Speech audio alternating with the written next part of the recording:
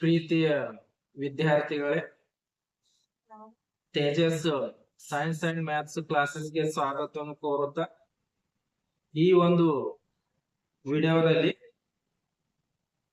ನಾವು ಸಾಮಾನ್ಯ ಉಪ್ಪಿನಿಂದ ರಾಸಾಯನಿಕಗಳು ತಿಳಿದುಕೊಳ್ಳೋಣ.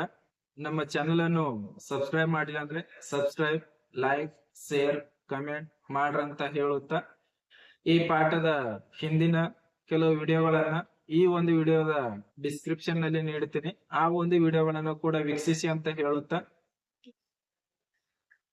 ಇದರಲ್ಲಿ ಸಾಮಾನ್ಯ ಉಪ್ಪಿನಿಂದ ರಾಸಾಯನಿಕಗಳು ಹೈಡ್ರೋಕ್ಲೋರಿಕ್ ಆಮ್ಲ ಮತ್ತು ಸೋಡಿಯಂ ಹೈಡ್ರಾಕ್ಸೈಡ್ ದ್ರಾವಣಗಳ ಸಂಯೋಗದಿಂದ ಉತ್ಪತ್ತಿಯಾಗುವ ಲವಣವನ್ನು ಸೋಡಿಯಂ ಕ್ಲೋರೈಡ್ ಎನ್ನುವರು. ಸೋಡಿಯಂ ಕ್ಲೋರೈಡ್ ಎಂದರೇನು ಅಂತ ಹೇಳಿ ಕೇಳಬಹುದು. ಸೋಡಿಯಂ ಕ್ಲೋರೈಡ್ ಅಂತಂದ್ರ ಹೈಡ್ರೋಕ್ಲೋರಿಕ್ ಆಮ್ಲ ಮತ್ತು ಸೋಡಿಯಂ ಹೈಡ್ರಾಕ್ಸೈಡ್ ದ್ರಾವಣಗಳ ಸಂಯೋಗದಿಂದ ಉತ್ಪತ್ತಿಯಾಗುವ ಲವಣವನ್ನು ಅದನ್ನ ಸೋಡಿಯಂ ಕ್ಲೋರೈಡ್ ಅಂತ ಹೇಳಿ ಏನಂತರ ಕರಿತೀವಿ. ಅದೇನಂತರ ನಾವು ಸಾಮಾನ್ಯ ಉಪ್ಪು, ಅಡಿಗೆಯಲ್ಲಿ ಬಳಸ್ತಕ್ಕಂತ ಸಾಮಾನ್ಯ ಉಪ್ಪು, ಆಹಾರದಲ್ಲಿ ಬಳಸುತ್ತಿರುವ ಸೋಡಿಯಂ ಕ್ಲೋರೈಡ್ ಈ ಒಂದು ಲವಣವು ಇದೇನದಂತರ ತಟಸ್ಥವಾಗಿರ್ತಕ್ಕಂಥ ಲವಣ. ಆಹಾರದಲ್ಲಿ ಏನದಂತ ನಾವು ಅನ್ನ ಮಾಡ್ಲಕ್ಕ ಅಥವಾ ಸಾಂಬಾರ್ ಮಾಡ್ಲಕ್ಕ, ಪಲ್ಯ ಮಾಡ್ಲಕ್ಕ ಏನದಂತ ಉಪ್ಪನ್ನ ಬಳಸ್ತೀವಿ. ಆ ಒಂದು ಉಪ್ಪು ಏನದಂತರ ತಟಸ್ಥ ಲವಣವನ್ನು ಹೊಂದಿರತಕ್ಕಂಥದ್ದು. ಇದರ pH ಮೌಲ್ಯ ಏನದಂತರ 7. ಅದು ಆಮ್ಲನೂ ಅಲ್ಲ, ಪ್ರತ್ಯಾಮ್ಲನೂ ಅಲ್ಲ, ತಟಸ್ಥವಾಗಿರ್ತಕ್ಕಂಥ ಲವಣ. ಅದು ನಾವು ಆಹಾರದಲ್ಲಿ ಬಳಸ್ತಕ್ಕಂತ ಲವಣವನ್ನ ಹೊಂದಿರತಕ್ಕಂಥದ್ದು. ಸಮುದ್ರದ ನೀರು ತನ್ನಲ್ಲಿ ಅನೇಕ ಲವಣಗಳನ್ನ ಕಲಸಿಕೊಂಡಿರುತ್ತದೆ. ಈ ಒಂದು ಲವಣಗಳನ್ನು ಸೋಡಿಯಂ ಕ್ಲೋರೈಡ್ ಅನ್ನು ಬೇರ್ಪಡಿಸಲಾಗುತ್ತದೆ. ಆ ಎಲ್ಲಾ ಲವಣಗಳಿಂದ ಸೋಡಿಯಂ ಕ್ಲೋರೈಡ್ ಲವಣವನ್ನ ಬೇರ್ಪಡಿಸಲಾಗುತ್ತದೆ. ಮತ್ತು ಘನ ಉಪ್ಪಿನ ಸಂಗ್ರಾಹಕಗಳು ವಿಶ್ವದ ಅನೇಕ ಭಾಗಗಳಲ್ಲಿ ಏನದಂತರ ಕಂಡು ಬರುತ್ತವೆ. ಈ ಒಂದು ದೊಡ್ಡ ಹರಳುಗಳು ತಮ್ಮಲ್ಲಿರುವ ಕಶ್ಮಲಗಳಿಂದ ಸಾಮಾನ್ಯವಾಗಿ ಕಂದು ಬಣ್ಣವನ್ನು ಹೊಂದಿರುತ್ತವೆ. ಇದನ್ನು ನಾವು ಕಲ್ಲುಪ್ಪು ಅಂತ ಹೇಳಿ ಏನದಂತರ ಕರಿತೀವಿ. ಘನ ಉಪ್ಪಿನ ಸಂಗ್ರಾಹಕಗಳು ವಿಶ್ವದಲ್ಲಿ ಅನೇಕ ಭಾಗಗಳಲ್ಲಿ ಏನದಂತರ ಕಂಡು ಬರುತ್ತವೆ.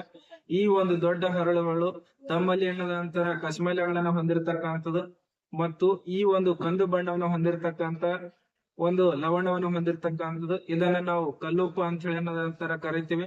ಈ ಒಂದು ಕಲ್ಲುಪ್ಪನ್ನ ಯಾವಾಗ ಏನದಂತರ ಸಮುದ್ರವು ಒಣಗಿ ಹೋದಾಗ ಅಥವಾ ಸಮುದ್ರದ ಪಕ್ಕದಲ್ಲಿ ಏನದಂತರ ನೀರು ಒಣಗಿ ಹೋದಾಗ ಅವಾಗ ಏನದಂತರ ಯಾವ ರೀತಿ ಕಲ್ಲಿದ್ದಲಿನ ಗಣಿಗಾರಿಕೆಯನ್ನ ಮಾಡಲಾಗ್ತದ, ಅದೇ ರೀತಿ ಏನದಂತರ ಈ ಒಂದು ಕಲ್ಲುಪ್ಪಿನ ಗಣಿಗಾರಿಕೆಯನ್ನ ಮಾಡಿ ನಾವೇನದಂತರ ಈ ಒಂದು ಸಾಮಾನ್ಯ ಉಪ್ಪನ್ನ ಏನದಂತರ ಪಡಿತಕ್ಕಂತ ಒಂದು ವ್ಯವಸ್ಥೆಯನ್ನ ಹೊಂದಿರತಕ್ಕಂಥದ್ದು. ನೆಕ್ಸ್ಟ್, ಸಾಮಾನ್ಯ ಉಪ್ಪು ರಾಸಾಯನಿಕ ಒಂದು ಕಚ್ಚಾ ವಸ್ತು. ಸಾಮಾನ್ಯ ಉಪ್ಪನ್ನ ನಾವು ವಿವಿಧ ದಿನ ಬಳಕೆಯ ವಸ್ತುಗಳ ಒಂದು ತಯಾರಿಕೆಯಲ್ಲಿ ಅದನ್ನ ನಾವು ಕಚ್ಚಾ ವಸ್ತುವಾಗಿ ಏನದಂತರ ಬಳಸ್ತೀವಿ. ಅದರಲ್ಲಿ ಮೊದಲನೇ ಏನದಂತರ ಸೋಡಿಯಂ ಹೈಡ್ರಾಕ್ಸೈಡ್ ಗಳ ಒಂದು ತಯಾರಿಕೆಯಲ್ಲಿ ಈ ಒಂದು ಸಾಮಾನ್ಯ ಉಪ್ಪನ್ನ ಬಳಸಲಾಗ್ತದ. ಅಡಿಗೆ ಸೋಡಾದ ಒಂದು ತಯಾರಿಕೆಯಲ್ಲಿ ಸಾಮಾನ್ಯ ಉಪ್ಪನ್ನ ಬಳಸಲಾಗ್ತದ. ಅದೇ ರೀತಿ ಏನಂತರ ವಾಷಿಂಗ್ ಸೋಡಾದ ತಯಾರಿಕೆಯಲ್ಲಿ ಸಾಮಾನ್ಯ ಉಪ್ಪನ್ನ ಬಳಸಲಾಗ್ತದ. ಅದೇ ರೀತಿ ಏನಂತರ ಚಲವೆ ಪುಡಿಯ ತಯಾರಿಕೆಯಲ್ಲಿ ಕೂಡ ಏನಂತರ ಸಾಮಾನ್ಯ ಉಪ್ಪನ್ನ ಬಳಸ್ತಕ್ಕಂತ ಒಂದು ವ್ಯವಸ್ಥೆಯನ್ನ ಹೊಂದಿರತಕ್ಕಂತ ಆಗುತ್ತದೆ. ಅವಾಗ ಏನಂತರ ಈ ಒಂದು ಕ್ಲೋರಿನ್ ಉತ್ಪನ್ನದಿಂದ ಕ್ಲೋರು ಮತ್ತು ಕ್ಷಾರೀಯ ಉತ್ಪನ್ನವಾದ ಸೋಡಿಯಂ ಹೈಡ್ರಾಕ್ಸೈಡ್ ದಿಂದ ಏನಂತರ ಅಲ್ಕಲಿ. ಆದ್ದರಿಂದ ಇದರ ಹೆಸರು ಏನಂತರ ಕ್ಲೋರ್ ಅಲ್ಕಲಿ ಅಂತ ಏನಂತರ ನೀಡಲಾಗಿದೆ. ಕ್ಲೋರ್ ಅಲ್ಕಲಿ ಎಂಬ ಹೆಸರನ್ನ ಹೇಗೆ ಪಡೆಯಲಾಗಿದೆ ಅಂತ ಹೇಳಿ ಕೇಳಬಹುದು. ಅದು ಹೇಗೆ ಅಂದರೆ, ಯಾವಾಗ ಏನಂತರ ಸೋಡಿಯಂ ಕ್ಲೋರೈಡ್ ನ ಜಲೀಯ ದ್ರಾವಣದ ಮೂಲಕ ವಿದ್ಯುತ್ ಅನ್ನು ಹಾಯಿಸಿದಾಗ ಕ್ಲೋರಿನ್ ಅನಿಲವು ಬಿಡುಗಡೆ ಆಗುತ್ತದೆ. ಆ ಒಂದು ಕ್ಲೋರಿನ್ ದಿಂದ ಕ್ಲೋರೋ ಮತ್ತು ಸೋಡಿಯಂ ಹೈಡ್ರಾಕ್ಸೈಡ್ ಕ್ಷಾರೀಯ ದ್ರಾವಣದಿಂದ ಅದರಿಂದ ಏನದಂತರ ಅಲ್ಕಲಿ. ಆದ್ದರಿಂದ ಇದಕ್ಕೆ ಏನದಂತರ ಕ್ಲೋರ್ ಅಲ್ಕಲಿ ಅಂತಕ್ಕಂತ ಹೆಸರನ್ನ ನೀಡಲಾಗಿದ್ದು, ಯಾವಾಗ ಏನದಂತರ ಈ ಒಂದು ಸೋಡಿಯಂ ಕ್ಲೋರೈಡ್ ನ ಜಲೀಯ ದ್ರಾವಣದ ಮೂಲಕ ವಿದ್ಯುತ್ ಅನ್ನು ಹಾಯಿಸಿದಾಗ ಅವಾಗ ಏನದಂತರ ಆನೋಡ್ ನಲ್ಲಿ ಕ್ಲೋರಿನ್ ಅನಿಲವು ಬಿಡುಗಡೆ ಆಗುತ್ತದೆ, ಕ್ಯಾಥೋಡ್ ನಲ್ಲಿ ಹೈಡ್ರೋಜನ್ ಅನಿಲವು ಬಿಡುಗಡೆ ಆಗುತ್ತದೆ ಮತ್ತು ಕ್ಯಾಥೋಡ್ ಸಮೀಪದಲ್ಲಿ ಸೋಡಿಯಂ ಹೈಡ್ರಾಕ್ಸೈಡ್ ಇದೇನದಂತರ ಉಂಟಾಗುತ್ತದೆ. ಇಲ್ಲಿ ಬಿಡುಗಡೆ ಆಗಿರ್ತಕ್ಕಂತ ಪ್ರತಿಯೊಂದು ಉತ್ಪನ್ನಗಳೇನದಂತರ ಉಪಯೋಗಗಳನ್ನು ಹೊಂದಿರತಕ್ಕಂಥದ್ದು. ಮತ್ತು ಇದಕ್ಕೆ ಏನದಂತರ ರಾಸಾಯನಿಕ ಸಮೀಕರಣವನ್ನು ಬರೀರಿ ಅಂತ ಹೇಳಿ ಕೇಳಬಹುದು.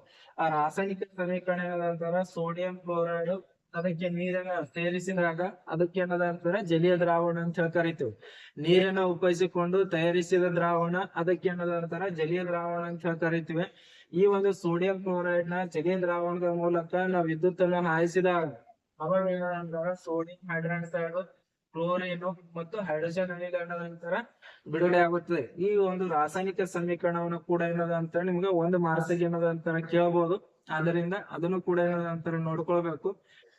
ಮತ್ತು ಇದರಲ್ಲಿ ಏನದಂತರ ಮೊದಲನೇದು ಕ್ಲೋರಿನ್ ನ ಸಂಕೇತ Cl2. ಈ ಒಂದು ಕ್ಲೋರಿನ್ ನ ಉಪಯೋಗಗಳು ಅಂತಂದ್ರ ಮೊದಲನೇ ಉಪಯೋಗ ನೀರಿನ ಶುದ್ಧೀಕರಣದಲ್ಲಿ. ಯಾವಾಗ ಏನದಂತಾರ ಹಳ್ಳಿಗಳಲ್ಲಿ ಅಥವಾ ಸಿಟಿಗಳಲ್ಲಿ ಏನದಂತಾರ ಆ ಒಂದು ನೀರಿನ ದೊಡ್ಡ ದೊಡ್ಡ ಟ್ಯಾಂಕ್ ಗಳಲ್ಲಿ ಹೊಂದಿರತಕ್ಕಂಥದ್ದು. ಆ ಒಂದು ಟ್ಯಾಂಕಿನಿಂದ ಪ್ರತಿ ಒಂದು ಮನೆಗೆ ಏನದಂತಾರ ನೀರನ್ನ ಸರಬರಾಜು ಮಾಡಲಾಗ್ತದ. ಆ ಒಂದು ನೀರಿಗೆ ಏನದಂತಾರ ಈ ಒಂದು ಕ್ಲೋರಿನ್ ಅನ್ನ ಬೆರೆಸಿದಾಗ ಆ ನೀರಿನಲ್ಲಿರ್ತಕ್ಕಂಥ ಸೂಕ್ಷ್ಮಾಣು ಜೀವಿಗಳನ್ನ ಮತ್ತು ಕೀಟನಾಶಕಗಳನ್ನ ಕೊಲ್ಲಲು ಈ ಒಂದು ಕ್ಲೋರಿನ್ ಅನ್ನ ಬೆರೆಸಲಾಗ್ತದ. ಎರಡನೇದೇನದಂತಾರ ಈಜು ಕೊಳಗಳು, ಆ ಒಂದು ಸ್ವಿಮ್ಮಿಂಗ್ ಪೂಲದಲ್ಲಿ ಕೂಡ ಏನದಂತಾರ ಸೂಕ್ಷ್ಮಾಣು ಜೀವಿಗಳನ್ನ ಮತ್ತು ಕೀಟನಾಶಕಗಳನ್ನ ಕೊಲ್ಲಲು ಈ ಒಂದು ಕ್ಲೋರಿನ್ ಅನ್ನ ಬಳಸಲಾಗ್ತದ. ಜೊತೆಗೆ ಏನದಂತಾರ PVC ಅದರ ಒಂದು ಪೈಪ್ಗಳ ಒಂದು ತಯಾರಿಕೆಯಲ್ಲಿ ಕೂಡ ಏನದಂತಾರ ಈ ಒಂದು PVC ಅಂತಾರ ಪಾಲಿ ವಿನೈಲ್ ಕ್ಲೋರೈಡ್, ಇದನ್ನು ಕೂಡ ಏನದಂತಾರ ಬಳಸಲಾಗ್ತದ. ಜೊತೆಗೆ ಏನದಂತಾರ ಸೋಂಕು ನಾಶಕಗಳ ಒಂದು ತಯಾರಿಕೆಯಲ್ಲಿ ಕ್ಲೋರಿನ್ ಅನ್ನ ಬಳಸಲಾಗ್ತದ. ಜೊತೆಗೆ ಏನದಂತಾರ CFC, ಈ ಒಂದು CFC ನೆಕ್ಸ್ಟ್ ಸೋಡಿಯಂ ಹೈಡ್ರಾಕ್ಸೈಡ್ ಮೊದಲನೇದು ನೋಡಿದ್ದೇವೆ. ಈಗ ಎರಡನೇದು ಚೆಲುವೆ ಪುಡಿ. ಈ ಒಂದು ಚೆಲುವೆ ಪುಡಿಯ ರಾಸಾಯನಿಕ ಹೆಸರು ಕ್ಯಾಲ್ಸಿಯಂ ಆಕ್ಸಿಕ್ಲೋರೈಡ್ ಮತ್ತು ಅದರ ಸಂಕೇತ CaO, ಸಂಕೇತವನ್ನು ಹೊಂದಿರತಕ್ಕಂಥದ್ದು. ಯಾವಾಗ ಏನದಂತಾರ ಕ್ಲೋರ್ ಆಲ್ಕಲಿ ಪ್ರಕ್ರಿಯೆಯಲ್ಲಿ ಸೋಡಿಯಂ ಕ್ಲೋರೈಡ್ ನ ಜಲೀಯ ದ್ರಾವಣದ ಮೂಲಕ ವಿದ್ಯುತ್ ಅನ್ನು ಹಾಯಿಸಿದಾಗ ಅವಾಗ ಸೋಡಿಯಂ ಹೈಡ್ರಾಕ್ಸೈಡ್, ಕ್ಲೋರಿನ್ ಮತ್ತು ಹೈಡ್ರೋಜನ್ ಅನಿಲ ಏನದಂತಾರ ಬಿಡುಗಡೆ ಆಗುತ್ತದೆ. ಇಲ್ಲಿ ಬಿಡುಗಡೆ ಆಗಿರ್ತಕ್ಕಂಥ ಈ ಒಂದು ಕ್ಲೋರಿನ್ ಅನಿಲವನ್ನು ಕ್ಯಾಲ್ಸಿಯಂ ಹೈಡ್ರಾಕ್ಸೈಡ್ ಅದರ ತರಳಿದ ಸುಣ್ಣದ ಮೂಲಕ ಹಾಯಿಸಿದಾಗ ಅವಾಗ ಏನದಂತಾರ ದೊರೀತಕ್ಕಂಥದ್ದು ಏನದಂತಾರ ಚೆಲುವೆ ಪುಡಿ CaO ಚೆಲುವೆ ಪುಡಿ ದೊರೀತದ ಮತ್ತು ಹೈಡ್ರೋಜನ್ ಅನಿಲ ಕೂಡ ಏನದಂತಾರ ಬಿಡುಗಡೆ ಆಗುತ್ತದೆ. ಹಾಗಾದ್ರೆ ಆ ಒಂದು ಚೆಲುವೆ ಪುಡಿಯ ಉಪಯೋಗಗಳು, ಅದಕ್ಕೆ ಏನದಂತಾರ ನಾವು ಬ್ಲೀಚಿಂಗ್ ಪೌಡರ್ ಅಂತ ಹೇಳಿ ಕೂಡ ಏನದಂತಾರ ಚೆಲುವೆ ಪುಡಿಗೆ ಏನದಂತಾರ ಕರಿತೀವಿ.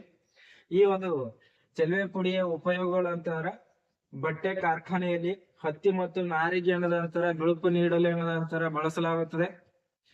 ಜೊತೆಗೆ ಏನದಂತಾರ ಕಾಗದ ಕಾರ್ಖಾನೆಯಲ್ಲಿ ಮರದ ತಿರುಳಿಗೆ ಏನದಂತಾರ ಬಿಳುಪು ನೀಡಲು ಈ ಒಂದು ಚೆಲುವೆ ಪುಡಿ ಏನದಂತಾರ ಬಳಸಲಾಗುತ್ತದೆ. ಲ್ಯಾಂಡ್ರಿಯಲ್ಲಿ ತೊಳೆದ ಬಟ್ಟೆಗಳಿಗೆ ಏನದಂತಾರ ಬಿಳುಪು ನೀಡಲು ಈ ಒಂದು ಚೆಲುವೆ ಪುಡಿಯನ್ನ ಬಳಸಲಾಗ್ತದೆ. ಆ ಲ್ಯಾಂಡ್ರಿಯಲ್ಲಿ ತೊಳೆದಿರ್ತಕ್ಕಂಥ ಬಟ್ಟೆಗಳು ಹೊಳಿಬೇಕಂತಂದ್ರ ಅದಕ್ಕ ಈ ಒಂದು ಚೆಲುವೆ ಪುಡಿ ಏನದಂತಾರ ಬಳಸಲಾಗುತ್ತದೆ. ಅದೇ ರೀತಿ ಏನದಂತಾರ ಅನೇಕ ರಾಸಾಯನಿಕ ಕಾರ್ಖಾನೆಯಲ್ಲಿ ಉತ್ಕರ್ಷಣಕಾರಿಯಾಗಿ ಏನದಂತಾರ ಈ ಒಂದು ಚೆಲುವೆ ಪುಡಿ ಏನದಂತಾರ ಬಳಸಲಾಗುತ್ತದೆ.